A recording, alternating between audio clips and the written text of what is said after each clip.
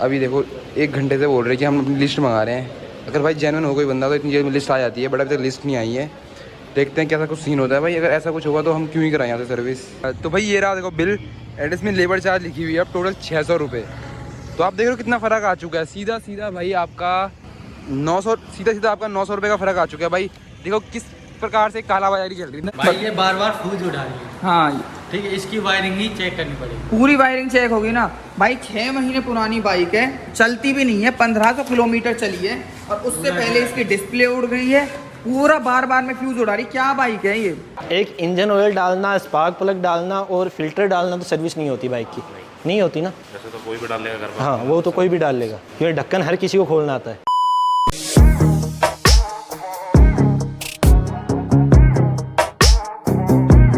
So hello my favourite people, welcome back to my channel. और आज की video हमारी होने वाली है हमारी बाइक TVS अपाचे RR 310 की पेड सर्विस के बारे में। और ये वाली हमारी सर्विस जो होगी वो होने वाली है ऑलमोस्ट 52,000 किलोमीटर्स पे, जैसे कि आपको यहाँ पे ओडोमीटर पे शो हो रहा है। और इसकी सर्विस के बारे में अगर मैं आपको बताऊँ तो इसकी जो सर्विस है ना वो स्टार्टिंग से बताता हूँ कि जब आप बाइक लेते हो ना उसके बाद कैसे कैसे सर्विस होती है। तो इसकी स्टार्टिंग की जो 3 सर्विसेज होती है वो तो बेसिकली फ्री होती है। फ्री में भी उसमें जो अगर पार्ट वगैरह अगर लगता है या इंजन ऑयल अगर आप डालते हो तो उसके तो चार्जेस होते हैं, बट जो लेबर चार्जेस होते हैं वो नहीं लेते हैं वो उसमें। तो जो पहली सर्विस होती है वो आपकी होती है 1000 किलोमीटर्स पे, और जो सेकंड सर्विस होगी 5000 किलोमीटर्स पे, और उसके बाद जो थर्ड सर्विस होगी वो होगी 10,000 किलोमीटर्स पे। तो और उसके बाद जो भी सर्विसेज होंगी वो पेड होंगी, मतलब कि उसमें जो आपके लेबर चार्जेस होते हैं वो 800 समथिंग होते हैं, वो आपके लगते ही लगते हैं, चाहे आप कुछ कराओ बाइक में चाहे नहीं कराओ। अगर आप सर्विस के नाम पे गए हो सर्विस कराने तो वो तो आपसे लेंगे ही 800 रुपये। 800 समथिंग कुछ होता है, 800 के आसपास का अमाउंट होता है कुछ वो। और उसके बाद जो भी पेड सर्विसेज होती है ना, मतलब 4th 5th 6th जो भी होंगी वो आपके 5,000 के इंटरवल्स पे होंगी। यानी कि थर्ड आपकी जो हुई थी वो 10,000 पे हो गई थी अगर आपकी, तो उसके बाद जो 4th होगी वो आपकी होगी 15 पे, और जो आपकी 5th होगी वो होगी 20 पे, और ऐसी 5,000 ऐड होते चले जाएंगे। और ये मेरी बाइक में मैं 52 पे ऑलमोस्ट कराने जा रहा हूँ, क्योंकि ये ऐसी जो 5,000 पे करानी थी, जैसे कि मेरे को 15 पे करानी थी तो 15,500 पे हुई होगी, या मेरे को 20 पे करानी तो 20 की जगह 21 पे कराई होगी मैंने। तो ऐसी इसी की वजह से कुछ किलोमीटर्स लेट होने की वजह से वो 52,000 पे चल रहा है, वरना तो आइडली ये 50,000 पे होना चाहिए था। खैर इससे ज़्यादा कुछ फ़र्क पड़ता नहीं है, वारंटी पे इश्यूज़ आते हैं बट वो थोड़ा बहुत मैनेज हो जाता है, इतना भी कोई टेंशन वाली बात नहीं है। मैं वैसे उनसे पूछा था मैंने TVS वालों से सर्विस सेंटर पे, तो इतना कुछ इशू होता नहीं है उससे। जो आज मैं सर्विस कराने वाला हूँ उससे रिलेटेड, उसमें आज क्या कॉस्ट आई है मेरी, क्या क्या चेंज हुआ है इसमें, ऑयल वगैरह जो भी चेंज होगा वो सब बताऊंगा। और कौन सा पार्ट किस टाइम पे चेंज कराना है, चेक कराना है, वो बेसिकली जब भी आप सर्विसिंग कराने जाते हो तो वहाँ पे आपको एक एडवाइज़र अलॉट करते हैं। तो अलॉट करने के बाद वो एडवाइज़र आता है आपसे, आपकी बाइक में जो जो प्रॉब्लम, मतलब सर्विस तो होगी, अगर आप बता दो कि सर्विस करनी है तो वो तो नॉर्मल चीज़ें करेगा। बाकी एड ऑन वो आपसे पूछता भी है कि बाइक में कुछ प्रॉब्लम वगैरह आ रही है कि नहीं आ रही है, तो आप उनको बता दो जो भी प्रॉब्लम आ रही है। प्लस इसमें सबसे बड़ी चीज़ ये है कि जब ये चीज़ पूछ रहे हैं ना वो, तो उसी टाइम पे आपको बताना होता है कि आपको इसमें क्या क्या कराना है सर्विस के टाइम पे, मतलब क्या चीज़ें, कौन सी चीज़ें चेंज करानी है, कौन सी चीज़ें नहीं करानी है, सिर्फ चेक करवानी है। ये सब चीज़ें आप पे डिपेंड करता है, तो आपको ये चीज़ें वहाँ पे बतानी होती है। ये तो लेटेस्ट न्यूज़ है। नहीं तो वो क्या करेंगे कि जो भी उनको लगेगा कि ये चेंज होना चाहिए, मतलब कि कई बार ऐसा होता है कि ब्रेक पैड्स नहीं भी घिसे होते हैं वो चेंज कर देते हैं, मतलब कि वो और चल सकते हैं बट फिर भी वो क्या कहते हैं उनको चेंज कर देते हैं, तो इससे आपकी सर्विस कॉस्ट बढ़ जाती है। तो ये कुछ चीज़ें हैं ऐसी ही जो कि आपको ध्यान में रखनी है जब भी आप बाइक सर्विस कराने जा रहे हो अपनी। और ये सिर्फ TVS की बाइक की बात नहीं है, आप कोई भी बाइक कराने जा रहे हो अगर सर्विस, तो ये सारी चीज़ें आपको ज़रूर ध्यान रखनी पड़ेंगी। अब जैसे कि मेरे को ऑलमोस्ट अराउंड कितने हैं 10 मतलब ऑलमोस्ट 15 किलोमीटर्स जाना पड़ता है सर्विस करवाने के लिए अपनी बाइक, क्योंकि मेरे आसपास TVS सर्विस सेंटर तो हैं बट वो वहाँ पे RR310 की सर्विस नहीं करते हैं। अगर आप उसको प्रॉपरली गाइड नहीं करोगे तो आप सिर्फ उसको उसके भरोसे छोड़ोगे अगर, और आप सिर्फ ये बोलोगे कि आप मेरी बाइक सर्विस कर दो, तो फिर तो सब कुछ ही चेंज कर देंगे और खूब लंबा चौड़ा सा बिल बना देंगे आपको। तो इस चीज़ में आपको थोड़ा सा कॉशियस रहना पड़ेगा जब भी आप बाइक सर्विस कराने जाओ अपनी। तो बाकी ये वाली जो मेरी सर्विस है, इस वाली पे मेरा मुझे याद नहीं है वैसे तो कि मेरा इंजन ऑयल मैंने लास्ट वाली पे चेंज कराया था कि नहीं कराया था। और ये इसलिए क्योंकि मैंने जो लास्ट सर्विस कराई है उसके बाद मैंने इतनी बार सर्विस सेंटर विज़िट करा है, इतनी बार तो नहीं, मतलब हाँ 2 या 3 बार तो ऑलरेडी कर चुका हूँ, क्योंकि इसमें थोड़ी सी प्रॉब्लम आ गई थी हीटिंग की और उनके पास पार्ट अवेलेबल नहीं होता था। तो इस वजह से मेरे को 2-3 चक्कर लगाने पड़ गए। और अभी भी कुछ पार्ट्स हैं जो कि लगने हैं, जो कि मुझे उम्मीद तो थी कि शायद इस वाली सर्विस पे लगवा लूँगा मैं। जैसे कि मेरा एक फ्यूल फ़िल्टर था, मुझे चेंज करवाना था, वो हर 20,000 किलोमीटर पे चेंज होता है, बट वो मैंने अभी कराया नहीं है, तो मेरे को वो कराना था। और लास्ट सर्विस में मैंने उनको बोला था करने के लिए, बट वो हुआ नहीं क्योंकि उनके पास अवेलेबल नहीं था। तो ये कुछ चीज़ें हैं ऐसी कि ये होता है कि हमें जब पार्ट्स चाहिए तो पार्ट्स अवेलेबल नहीं होते हैं इन पे। अच्छा, मैं एक चीज़ बताता हूँ आपको, जब मैंने स्टार्टिंग में बाइक ली थी ना, उस टाइम पे जब मैं पहले बाइक दे के चला आता था, तो उस टाइम पे मेरा बिल का अमाउंट भी बताता हूँ मैं आपको। वो बिल का अमाउंट ज़्यादा था, ऑलमोस्ट 5 से 10 के बीच में रहता था वो अमाउंट। पैसे क्या चीज़ है, हाथ की मैल है। और तो पहले बोलना चाहिए ना, अभी मैं फर्स्ट क्लास ना के निकला, पूरा माइल निकाल दिया। और ये रहा पहला गेट, यहाँ पे हमको एंट्री करानी है और उसके बाद जो आगे वाला सेकंड गेट है वहाँ से हम जाएंगे बाइक लेकर के। बाइक काफ़ी भीड़ है भाई। बुकिंग अगर करके आए तो एंट्री 9:30 बजे ही हो गई है। हैं? बुकिंग वाली गाड़ी 9 बजे बाद ही होगी। 9 तो बजी है ना, 9:15 तो ही है, 9:10 होगा। स्टार्ट हो गई, बना रहा नहीं। तो ये पूरी इसके बाद ही होगा आप तो सीरियल वाइज से बनेगा। हैं? कार्ड सीरियल वाइज से बनेगा। बुकिंग के बाद भी उससे ही बनेगा।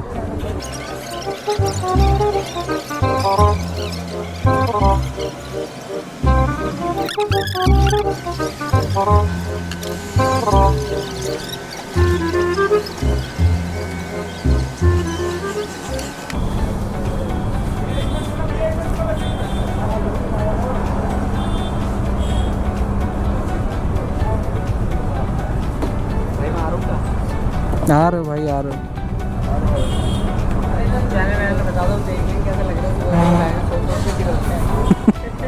सोच रहे सबसे जल्दी हमारे लिए सबसे पीछे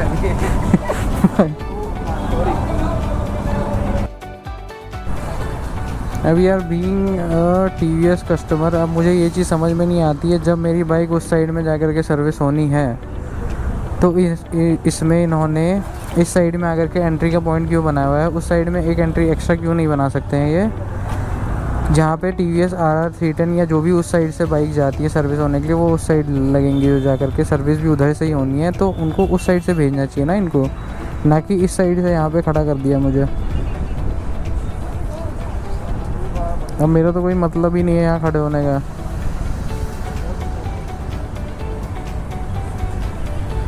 और मतलब यहाँ पे अपॉइंटमेंट लेकर के आने का भी कोई मतलब नहीं है, क्योंकि भाई आकर के आपको जब लाइन में ही खड़ा होना है तो क्या फ़ायदा अपॉइंटमेंट लेकर के। अपॉइंटमेंट का मतलब क्या होता है?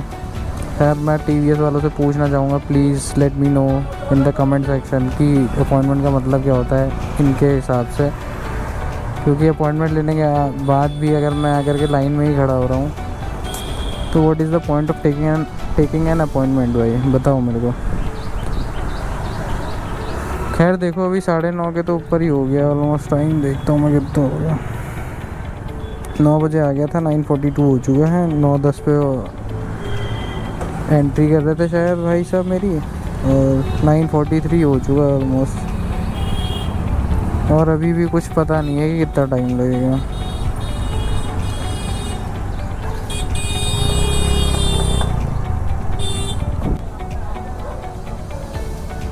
किलोमीटर की गली है। 51,956। चलाने में दिक्कत नहीं, चलाने में गियर फंस रहा है। ये हर बार ही होता है, मतलब जब करा के जाता हो तब थोड़ा ठीक रहता है, उसके बाद फिर बहुत ज़्यादा अटकने लगता है यार। फिर इसका ये वाला मिरर है ना, ये यहाँ से इसके अंदर से ब्रैकेट लगना है और फ्यूल फिल्टर चेंज होना है और ब्रेक्स वगैरह चेक करना है बस।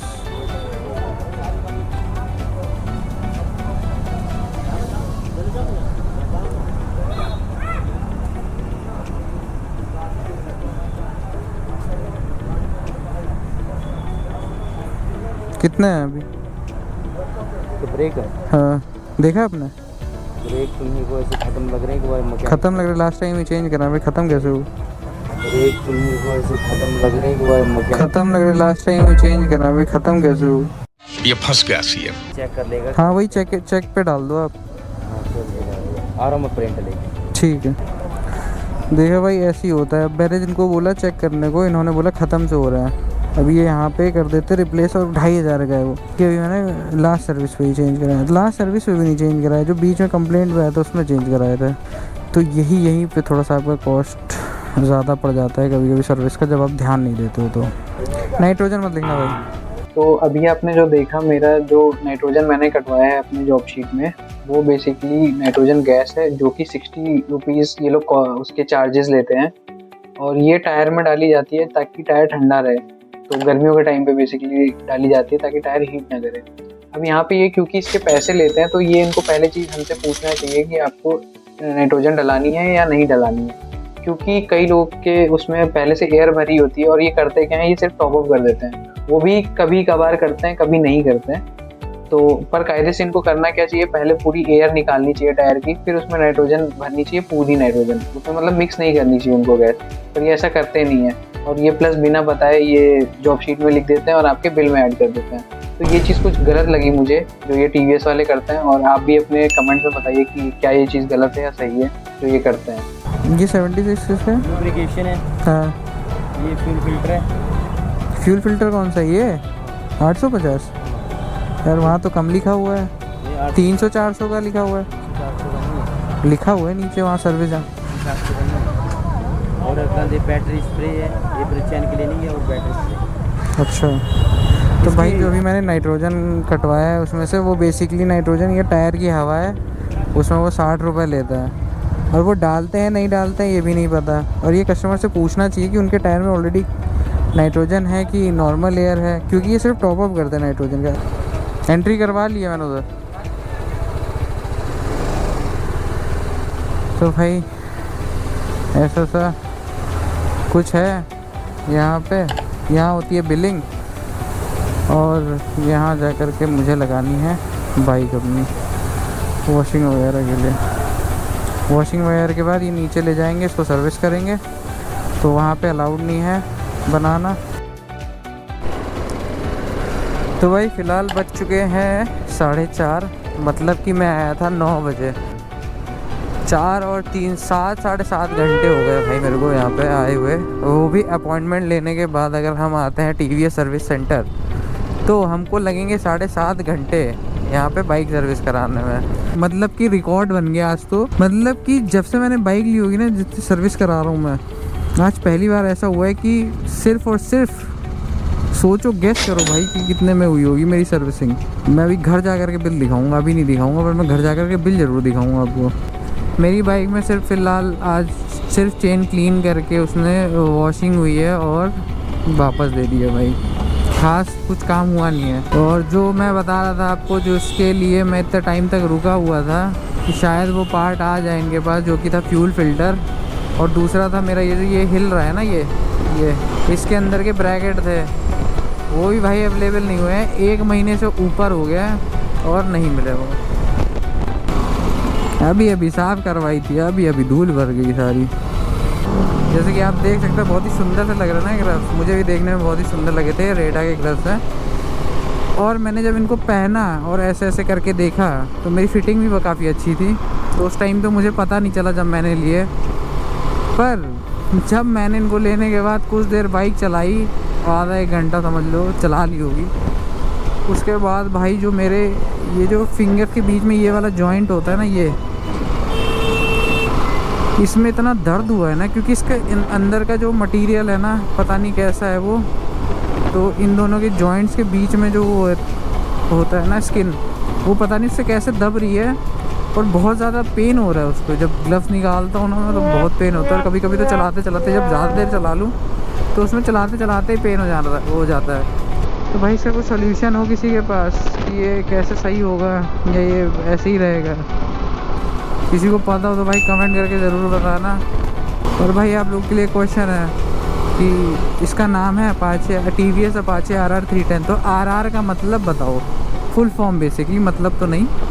आजकल वैसे एक बात तो है, पहले ज़माने में हम जब जाया करते थे भाई 100 रुपये भी बहुत लगते थे हमको। आज के टाइम पे घर से बाहर निकलो 500 कहाँ नोट गायब हो जाती है पता नहीं लगता है, हवा नहीं लगती कहाँ 500 की नोट जाती है उड़ करके नहीं, मतलब खर्चा हो जाती है यार ऑब्वियसली, महंगाई जो बढ़ गई है।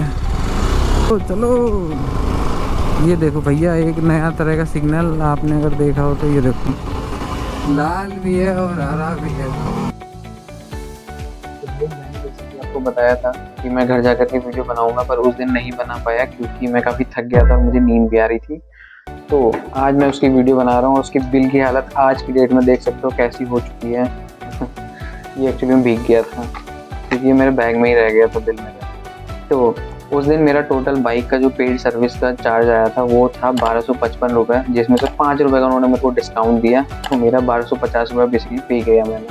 और ये मेरे बाइक के किलोमीटर्स हो गए थे 51,956, जो कि मेरी पेड सर्विस थी है।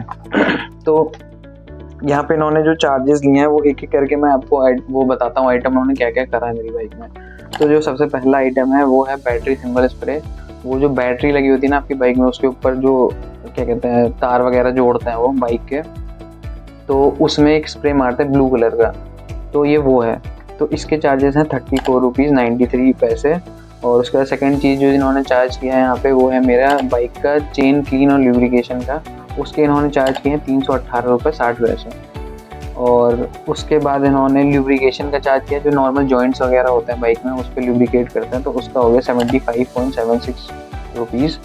और इसके बाद इन्होंने जो लास्ट वाला लिया है पेड सर्विस चार्ज, ये लिया है इन्होंने 826 रुपीज़ और 0 पैसे। तो ये चार्जेस उनके मैंने पूछा कि ये एक्चुअली में है किस चीज़ के चार्जेस, तो ये उनका पेड सर्विस मतलब कि एक तरह से ये उनकी फिक्स्ड प्राइस है, मतलब वो लगेगा आपके बिल में ऐड होगा, ये फिक्स चार्जेस हैं उनके।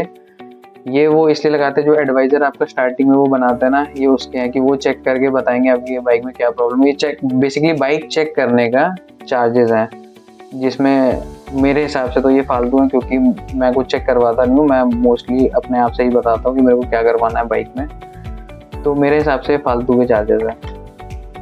और भाई मैं आपको ये सब बता दूं कि मेरे मतलब जब से मैंने बाइक ली है ना तब से अभी तक का सबसे कम बिल यही है 1250 रुपये का। नहीं तो मेरा जो बिल होता था वो वेरी करता था पेड सर्विस का 5,000 से 10,000 के बीच में। 5,000 भी शायद ही कभी आया होगा, 6,000, 7,000, 8,000, 9,000, 10,000 तक भी आया है। तो ये सब चीज़ें बेसिकली कम कैसे हुई हैं मेरी, क्योंकि अब धीरे धीरे जब मैं सर्विस कराता हूँ ना तो मुझे पता चल जाती है चीज़ें कि मुझे कौन सा चीज़ का रिप्लेसमेंट करानी है बाइक में और कौन सी चीज़ नहीं करानी। तो ये चीज़ आप भी ध्यान रख सकते हैं। और ये कैसे होगा आप करेंगे, तो जब मैंने बाइक ली थी ना तो मुझे बाइक का एक सर्विस मैनुअल, मतलब सर्विस का बाइक का मैनुअल मिला था, तो उसमें बहुत सारी चीज़ें लिखी होती है पहले से। तो उसका बेसिकली मैं आपको एक ओवरव्यू दे देता हूँ, तो उससे क्या होगा ना आपको भी पता होगा कि कहाँ पे चीज़ें आप देख सकते हो अपनी बाइक के बारे में। तो ये जैसे कि मेरे पास यहाँ पे एक PDF है जो मेरे को जब मैंने बाइक परचेज़ करी थी तो मुझे उन्होंने दिया था, तो ये मेरी बाइक का PDF है, ठीक है। तो इसमें सबसे पहले आप स्टार्टिंग में चले जाओ डिस्क्रिप्शन में। वैसे तो पूरी बाइक के बारे में डिटेल्स होती हैं इसमें, बट अभी मैं सिर्फ आपको सर्विस, मेजर सर्विस के बारे में बताऊँगा कि कहाँ पर आप कौन सी चीज़ आपको कब चेंज करानी है, वो इसमें कहाँ पर दी हुई है। तो आप इसके सबसे पहले टेबल ऑफ कंटेंट्स में चले जाना, उसमें आपको मेजर सर्विस ढूंढना है, मेजर सर्विस नाम से होगा। इसमें ना शॉर्ट फॉर्म्स टेबल टाइप की बनी हुई है, जैसा कि आप देख सकते हो। जहाँ पे I लिखा है उसका मतलब है इंस्पेक्ट, जहाँ पे R लिखा है वहाँ पे मतलब है रिप्लेस, T से है टॉप अप, C से है क्लीन, A से है एडजस्ट और L से ल्यूब्रिकेट। और इसमें TI भी है, TI का फुल फॉर्म है टाइटन। तो ये भी यहाँ पे आप देख सकते हो, ये सब दिया होगा आपको इसमें। इसमें सबसे पहला है आपका फर्स्ट सर्विस पे इंजन ऑयल ठीक है। तो इसमें है फर्स्ट सर्विस पे, इस पे R लिखा हुआ है, मतलब कि आपको रिप्लेस करना है, ठीक है। उसके नेक्स्ट नीचे आता है इंजन ऑयल, तो ये भी इसके आगे R लिखा हुआ है, मतलब आपको इसको रिप्लेस करवाना है, ठीक है। उसके बाद आपको आएगा एयर क्लीनर एलिमेंट, उसके नीचे स्पार्क प्लग है। तो ये दोनों चीज़ों के आगे डैश है, मतलब कि आपको इसमें कुछ भी नहीं कराना है, ये ऐसे ही रहेगा। और उसके बाद ऐसे ही करते करते आप आओगे नीचे, तो इसमें क्लच ऑपरेशंस में जाओगे, तो इसमें लिखा हुआ है I&A। I&A मतलब कि I से इंस्पेक्ट हो गया और A से हो गया एडजस्ट। तो आपको इंस्पेक्ट उनको ही बोलना है कि आप इसको एक बार इंस्पेक्ट करो, इसको एडजस्ट करना है। A से एडजस्ट था, तो हमको चेक करवा करके एडजस्ट करवाना है, सिर्फ इसको चेंज नहीं करवाना है। और उसके बाद हेडलैम्प बीम, जो फोकस होता है ना आपकी लाइट का, जब आप रात में ऑन करते हो लाइट, तो उसका फोकस आपको I&A वही इंस्पेक्ट और एडजस्ट कराना है, बस, और कुछ नहीं करना है। अब बाकी सब ऐसे ही दिया हुआ है, इनके फुल फॉर्म्स भी ऊपर दिए हुए हैं, तो आप ऐसे ही कर करके चेक कर सकते हो यहाँ पे अपनी बाइक का। और दूसरी चीज़ मैं आपको बता दूँ, इसके सर्विस के बारे में मैंने आपको वैसे तो बता दिया था, और इसमें भी दिया हुआ है, इस मैनुअल में भी, वो भी दिखा दूँ मैं आपको। इनकी पहले तो इसमें 3 सर्विस फ्री होती हैं, जिसमें से फर्स्ट सर्विस जो होती है उसमें किलोमीटर्स दिए हुए हैं 1000, यानी कि जब आपकी बाइक के, जब आपने परचेज करी है तो उससे या तो 1000 किलोमीटर्स हो जाए आपकी बाइक के, या तो टाइम पीरियड से भी होता है, या तो 2 महीने हो जाए, ठीक है, जो भी पहले होगा। अगर मान लो आपने बाइक ली, आपके 1000 किलोमीटर नहीं हुए उस बाइक पे, पर 2 महीने हो गए आपको चलाते हुए, तो आपको वहाँ पे सर्विस करानी है पहली, उस पर जा करके। या तो आपके 2 महीने से पहले, मान लो 1 महीने में ही आपने, फिर सेकेंड सर्विस जो होगी वो भी आपकी फ्री है, वो या तो 5000 किलोमीटर पे होगी, या तो जब से आपने बाइक ली है तब से 6 महीने पे होगी। और चौथी सर्विस आपकी ऐसी 15000 हो गई, और जो महीने हो गए वो 18 हो गए। तो इसके आगे जो भी सर्विस होंगी वो 5-5 हज़ार में ऐड होकर के होंगी किलोमीटर्स में। और जो आपके महीने हैं उसमें आप देख सकते हो यहाँ से 6-6 महीने का डिफरेंस है। तो भाई ओवरऑल मेरे को मेरी सर्विस काफ़ी सस्ती पड़ने लग गई इन कंपैरिजन जो पहले मैं सर्विसेज अपनी कराता था, जब मेरे को बिल्कुल भी आइडिया नहीं था अपनी बाइक के बारे में, उसके पार्ट्स के बारे में। तो ये सब चीज़ें मुझे पढ़ने के बाद में ही पता चली।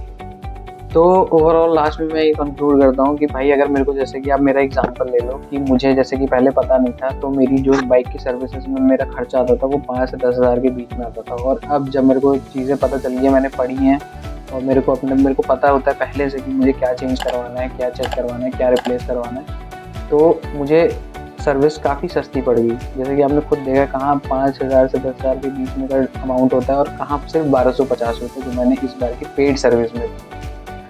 तो अब ये इसमें भी 2 सर्विसेज होती है, एक माइनर होती है, एक मेजर होती है। इसमें से मेरी माइनर थी, तो इसलिए मेरा ज़्यादा खर्चा नहीं हुआ। अगर मेजर होती तो उसमें इंजन ऑयल ज़्यादा रिप्लेस होता, और 2-3 चीज़ें, फिल्टर वगैरह चेंज होते हैं। और आपको अगर ये वीडियो अच्छी लगी हो या इन्फॉर्मेटिव लगी हो, तो ये आप शेयर कर सकते हो। चाहो तो अपने फ्रेंड्स को करो, अपने पेरेंट्स को करो, अपने फैमिली में किसी को कर सकते हो, अपने सिबलिंग्स को कर सकते हो, जिनके पास भी व्हीकल हो, जो ओन करते हो, जो सर्विस कराने जाते हो, जो धक्के खाते हो वहाँ पे, या फिर जिनको ऐसी कुछ रिलेटेड प्रॉब्लम्स हो, जिनका सर्विस कॉस्ट बहुत ज़्यादा आता हो, तो उनको आप शेयर करो। तो उनको क्या पता ये चीज़ें हेल्प कर जाएँ उनकी डे टू डे लाइफ में, उनकी व्हीकल की सर्विस में।